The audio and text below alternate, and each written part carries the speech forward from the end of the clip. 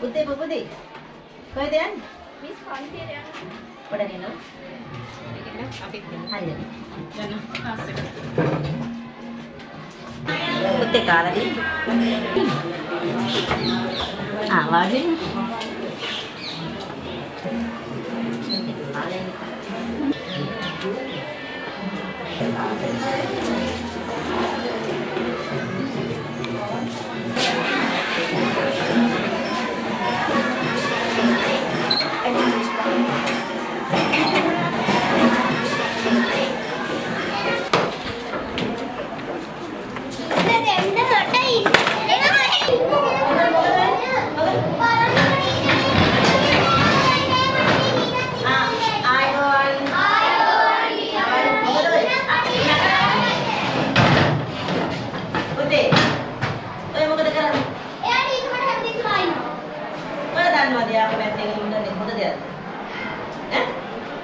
ඔයාලා කැමතිද තමන් අකමැති දෙයක් තමන්ට වෙනවට? දැන් මෙයා සිතුනේ කැමති නෑ මේ කියනවා කල්නවාට. එතකොට සිතුන් කැමති නෑනේ පුතේ. නේද? ඔයා ඒකට කියන්නේ මොකද්ද? කවුරු හරි අකමැත්තෙන් දෙයක් කරනවද? අකමැත්තෙන් අතින් අල්ලනවට අතද කරනවද? අපි කියනවා අපයෝජනයක් වෙනවා කියලා. හරිද? එතන මේ අපයෝජනේ අතින් ඇල්ලීම අත තද කිරීම විතරක් නෙමෙයි. බය කිරීම අතින් අල්ලලා දැන් ඊනත් මෙයාගේ අතින් අල්ලලා කියනවා කියන්නේම නෑ මේක කාටවත්. කිව්වොත් මම අහනවා. එහෙම කියනවනේ තියනව නේද? ඒකට කියනවා මානසිකව අපයෝජනය කරනවා කියලා.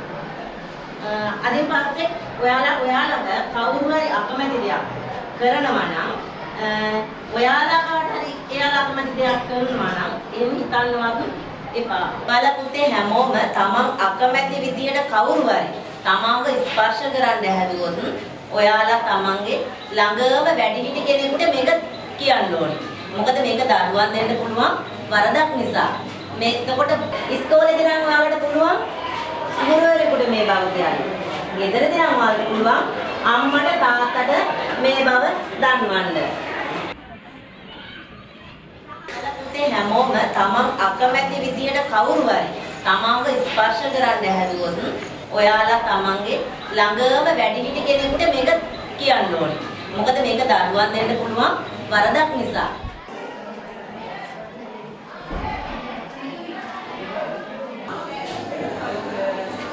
කොහොමද? මොකද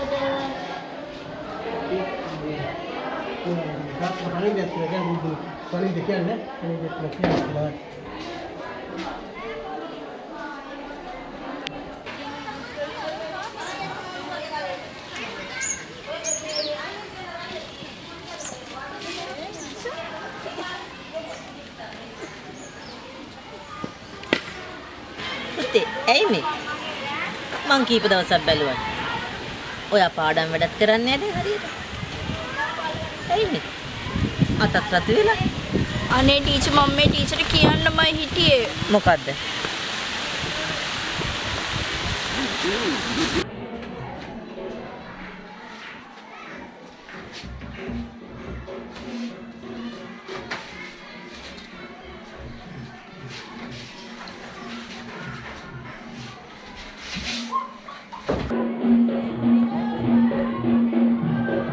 පුතේ ගෙදර කාටවත්ම කිව්වේ නැද්ද?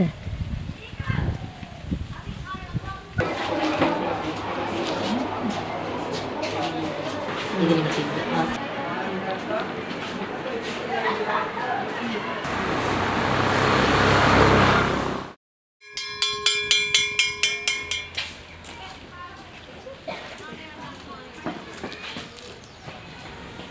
අක්කේ කන්න මොන හරි ගේන්නකෝ.